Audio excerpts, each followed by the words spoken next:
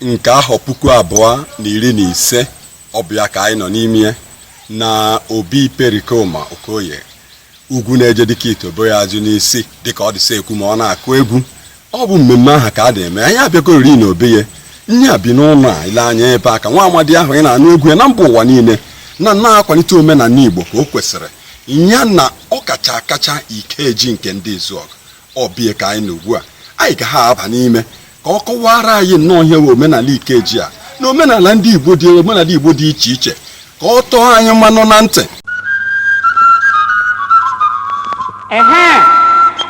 Anụ nwempi ebune satara mpi asata maka atụrụ ahụ epu mpi mkpipụtere mpi site n'isi nne ya. Geenụ ntị ka ịnụ ugheri danda. Ọmụma umezuo nwa Nwankwo Okoye emesuo na-arịta na ibe mmadụ nyichiri nso ụzọ ọ na-aga n'anya na-atọ anyị na ya nụ.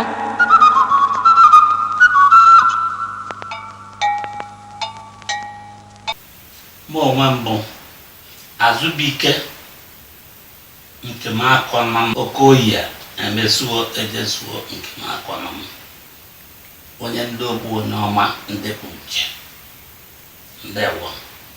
Ọkọbọdie anya sọkọbọdie ibe ọbụ na akọbọ ọgbara ọsọ na-eje n'echi Naịjirịa ma nke onwe owe dibe mkpu Naịjirịa ịma ya bụ ihe ji aba ajọ ihe kpankọ ọrụ gị bụrụ mpaghariba kpankọ ọrụ gị bụrụ mpaghariba ma kọrọ gị ije bụ meje ije aba n'ụmụ obi mara ihe mbụ n'obi kpankọ ọrụ gị bụrụ mpaghariba achị m udo dị kpara ụlọ masịrị ije ukwe kọdụba.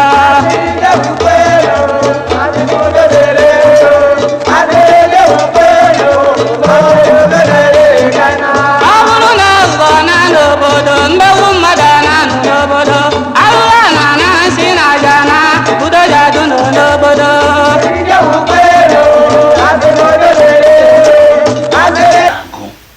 Ogwe asụ na mmiri nsị iji enwe mmadụ dịka Bekee enwe ọfọ ọ kpanyere unu dịrị ama iji enwe mmadụ dịka isi eme ahụikiri anyị ji eje na iri na anaghị ga-emenụ mmọnwụ na asadụ ndị asa anwụna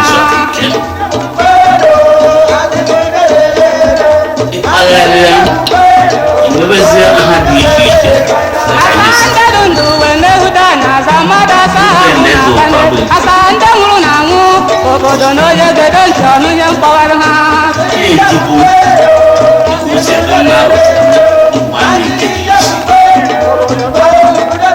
Ndị nwa mama kpatiri ji nwa Okoye ọnwụ bụ nne ya na-eme ya mbọ na na-aga n'ama ọkwa eziokwu na ọnwụ ihe Chukwu mapa ya zute Koye ejemekpa